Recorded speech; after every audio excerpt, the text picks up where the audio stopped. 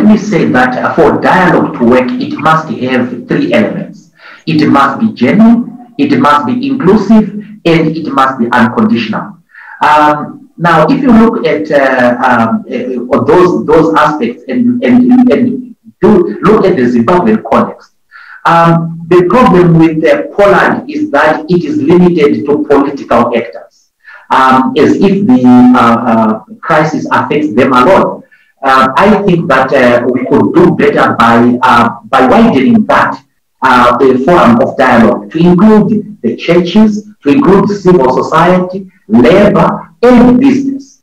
In that way, there is no danger if we include all those people. There is no danger of a dialogue process generating or culminating into an elite pact.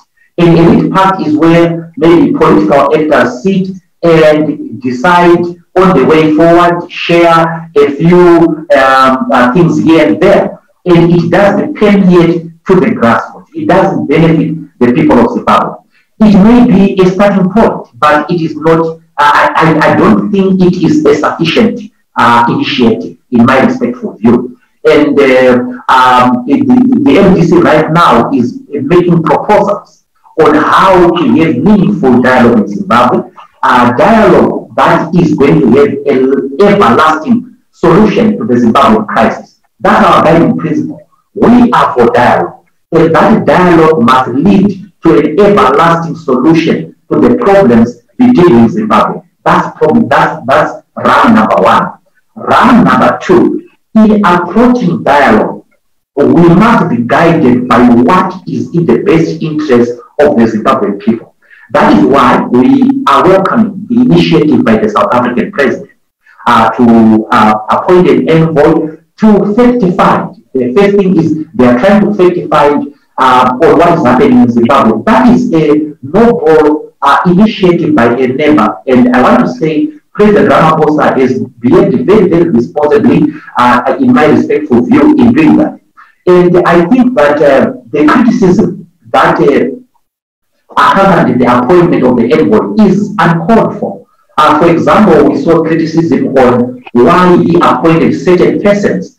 It's not up to us to dictate to President Ramaphosa the people who should speak on his behalf. It is his prerogative.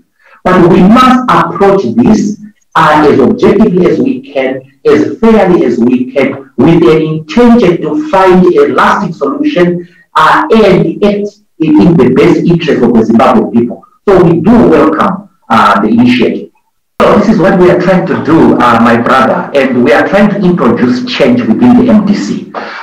We are trying to rebuild the party. And how we rebuild the party, we have to look at about 4 issues that we have to attend to within the MDC. First of all, we must always have an elected leadership. Number 2, we must always have collective decision making as well as collective responsibility. Number 3, we must have democratic decision making. And number 4, when we choose our candidates for council, for parliament, we must always do it through a democratic process. We must promote unity. We must have a mass line, maintain the mass line. But most importantly, we must follow the constitution. So what we are seeing within the MDC is a battle between following the constitution and not following the constitution. We are saying that we must follow our constitution.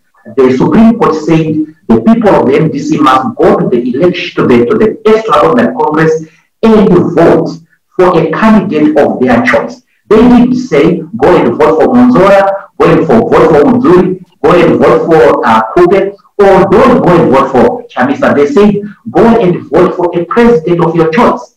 And we are trying to go past that legal issue, the extraordinary Congress. And we have started already trying to initiate dialogue within the opposition. We sent Engineer Mzuri to talk to Nelson Chamisa in April. He was not interested. We are talking to members of parliament. We are talking to our councillors. We are talking to other party members. So the initiative of dialogue is there. But this should be dialogue predicated on certain values. The MDC must always remember that it is a social democratic party. And it has social democratic, social democracy ideological orientation, the values of freedom, justice, equality, constitutionalism, and the rule of law. This is what binds us. But unfortunately, what we have seen through the social media is hate language, rancor, name calling, and so on. If you disagree with people, you are called ZANU-PF immediately, irrespective of your history with the same people. You have been in the struggle together. They elected you. In my case, I have always held a position of responsibility as a result of elections. For example, when I was elected spokesperson in Baba Fields in Bulawayo, I won by 1,600 votes. Those were not ZANU-PF people. They were MDC people who saw value in me. And then in 2014, I was elected as the Secretary General, beating Nelson Chamisa by almost 1,000 votes. Again, those were not ZANU-PF votes. Those were MDC votes. Now, I don't suddenly become ZANU-PF because I disagree. This is the fundamental issue. We want to stop this tendency of shutting up people on the basis that they will fear being called names. It must come to an end. And we are determined to bring it to an end.